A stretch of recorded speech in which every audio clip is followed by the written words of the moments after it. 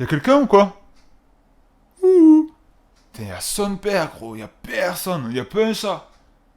Ah, si, y'a les Inos, ils sont là, ils arrivent. Comme vous avez pu le constater, j'étais pas très présent dernièrement sur la chaîne YouTube. J'avais beaucoup de boulot, beaucoup d'affaires à régler. Non, en fait, c'est l'été, je fais des barbecues et je bois des bières. Voilà.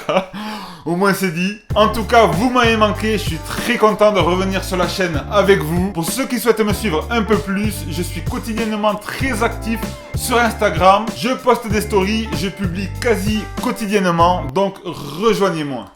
Yo les Inos, c'est Lilton Maurice. Aujourd'hui dans cette vidéo, je vais tester le stabilisateur, le gimbal, le Moza R2. La marque Guxel m'a envoyé ce stabilisateur et j'ai tout de suite accepté leur proposition car je n'ai jamais eu de stabilisateur à une main. Oui, je traîne encore mon Rode M qui se dirige à deux mains. Et j'avoue qu'après avoir lu les avis sur le net qui étaient pour la plupart très positifs, je me suis dit que ça serait super sympa de découvrir ce produit avec vous. Sachez dès à présent que je serai totalement transparent sur l'avis que je donnerai sur ce produit. Pour cette vidéo, je n'ai reçu aucune consigne et ni même de rémunération particulière qui me forcerait à donner un avis positif. On perd pas de temps, on va découvrir tout de suite ce qui se trouve dans cette valise. Dans cette valise, on retrouve tout d'abord le stabilisateur, on retrouve également un mini trépied, on retrouve deux semelles, si je dis pas de bêtises, elles s'adaptent sur mon trépied Manfrotto, on retrouve le chargeur et ses 4 batteries, bien évidemment on retrouve le manuel d'utilisation, on retrouve tout un tas de câbles notamment pour alimenter le stabilisateur en batterie et on retrouve également tout un tas d'accessoires et de visseries pour le stabilisateur. Au niveau des caractéristiques, là on est vraiment sur du lourd. Ce gimbal fait seulement 1,4 kg nu et il supporte, tenez-vous bien, une charge maximale de 4,2 kg. C'est énorme. Mon Sony avec l'objectif pèse seulement 1,2 kg, donc rendez-vous compte, la marge de manœuvre est d'environ 3 kg, c'est ouf. Donc rassurez-vous, vous pourrez l'utiliser avec votre 5D Mark IV et votre gros objectif Sigma de 2 kg. Le Moza R2 est alimenté par 4 batteries, ce qui nous offre une autonomie de 16 heures. Moi qui parfois n'ai pas le temps de recharger mes batteries entre deux tournages, c'est parfait. On a même la possibilité de brancher une batterie nomade pour rallonger ce temps de travail. Le logement pour les batteries se situe dans la poignée, ce qui rend l'accès hyper pratique. On perd pas de temps. On peut garder son gimbal équilibré et changer les batteries en quelques secondes. Le Moza R2 dispose en plus d'un moteur roll incliné, ce qui permet de voir l'écran de son appareil et ça les gars, c'est un luxe à ne pas négliger. Les gars ou les filles. Pas de sexisme sur cette chaîne. Et en plus, le fait d'avoir le moteur roll incliné, ça évitera à l'appareil de rentrer en butée avec le moteur. Et forcément, vous aurez un plus large choix de plans à réaliser. Au niveau de l'équilibrage, c'est très simple. Le Moza R2 est équipé d'un plateau rapide en fait pour simplifier au maximum l'équilibrage. Honnêtement, pour installer son appareil et l'équilibrer, il faut compter environ 3-4 minutes maximum.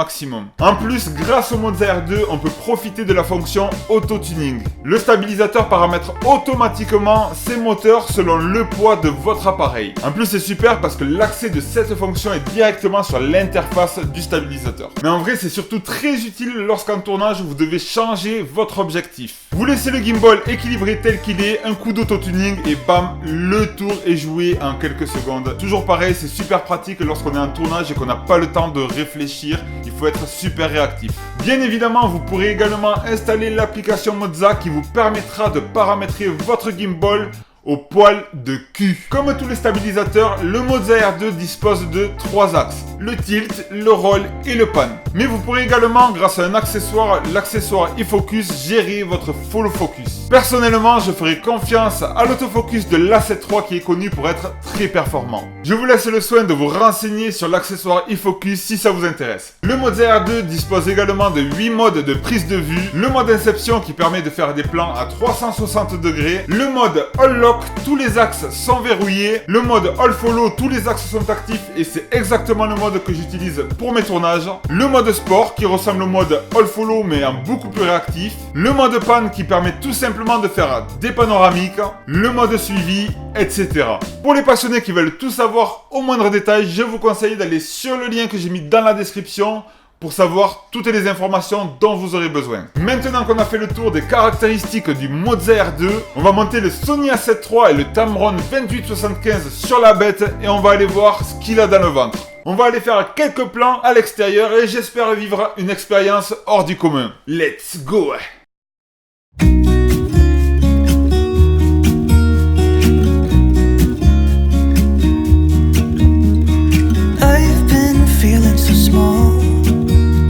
clock ticking off the wall, but tonight I'm letting it go. Spend my coin for sure. I'm gonna be myself, or I could be someone else. No one's stopping me now. I'm gonna skip my breaks, I'm gonna make mistakes. I just wanna feel alive. It's just what I do when I'm out, so try not to hold me down. Feel alive when I'm in this town. Look at these beautiful stars, I wanna drive a faster car. Nothing can break me.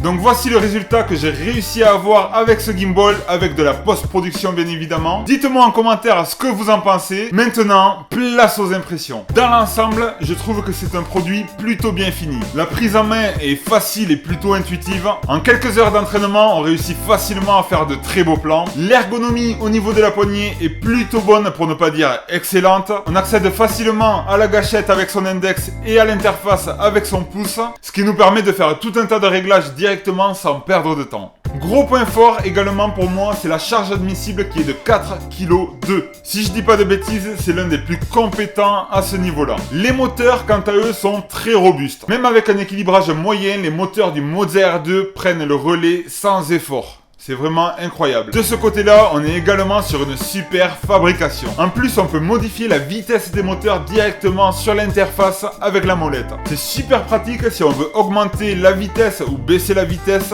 lors d'un plan. Ça se fait en quelques secondes. Concernant les modes, on a 8 modes différents, ce qui permet de varier les plans. J'apprécie particulièrement le mode Inception que je n'avais pas sur mon Ronin M. Ça permet vraiment de faire des plans originaux lors de nos tournages. Tous ces modes sont accessibles facilement sur l'interface du gimbal. Niveau stabilisation, j'ai l'impression qu'on est sur ce qui se fait de mieux sur le marché actuellement. Il n'a rien à envier au DJI ou au Zhiyun, ça j'en suis sûr. Mais malgré tout, on est quand même sur un outil shoot and run. Je sens quand même une petite différence avec mon stabilisateur, le DJI Ronin M, qui lui me fait des plans quasi parfaits à tous les coups. Sur ce genre de produit, on aura quand même besoin de travailler ces plans en post-prod. Après, bien entendu, on n'aura pas tous les mêmes critères de satisfaction, mais pour le coup, moi c'est vrai qu'à ce niveau-là, je suis assez perfectionniste. Le gros avantage de choisir ce genre de stabilisateur, selon moi, ça va être la rapidité d'exécution, la rapidité de montage du boîtier sur le stabilisateur et la rapidité d'équilibrage. Contrairement à mon gros Ronin M, encore une fois,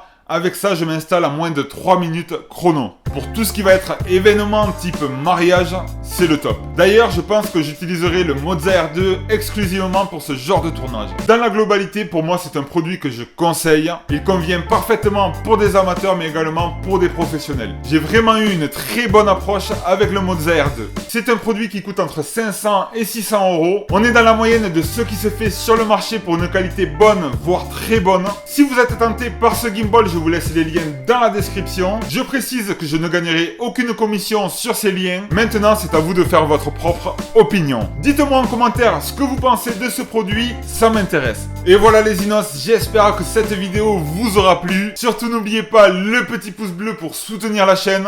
Je vous prépare plein d'autres vidéos. Et surtout, n'oubliez jamais, un Zinos reste un Zinos. C'était Lilton Morris. Béo béo.